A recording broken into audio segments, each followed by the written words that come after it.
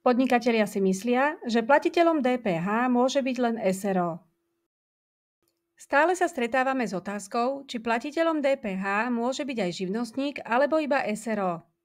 Niektorí podnikatelia chcú byť platiteľmi dane z pridanej hodnoty, pretože si to oblasť ich podnikania vyžaduje.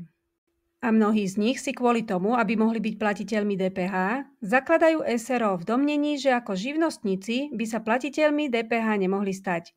No to je omyl. Hovorí sa, že kto nič nerobí, nič nepokazí. No prečo by ste sa nemohli poučiť z chýb iných a vyvarovať sa ich?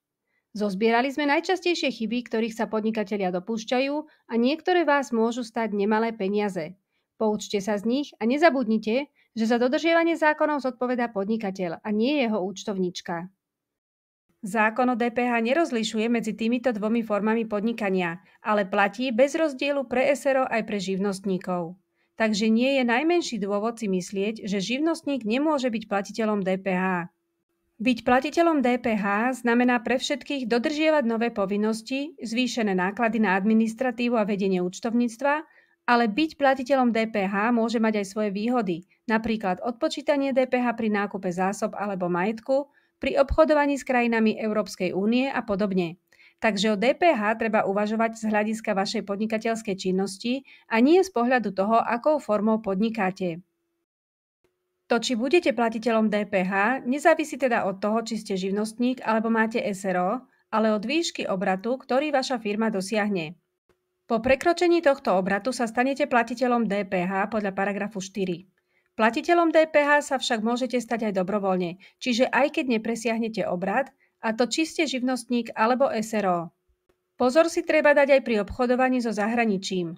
Ak nakupujete tovar alebo nakupujete či dodávate službu v rámci Európskej únie, aj vás sa týka zákon o DPH, konkrétne paragraf 7 alebo paragraf 7a, a to, či ste živnostník alebo podnikáte ako SRO.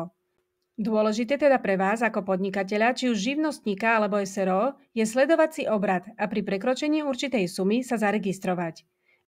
Zákon o DPH je zložitý aj v oblasti povinnosti pri registrácii platiteľa DPH. Akú sumu obratu musíte sledovať a kedy a ako sa stanete platiteľom DPH, sa dozviete v ďalšom videu. Aké ďalšie chyby podnikatelia robia, sa dozviete v ďalších videách. Sledujte náš kanál a dajte odber, aby vám žiadne video neušlo.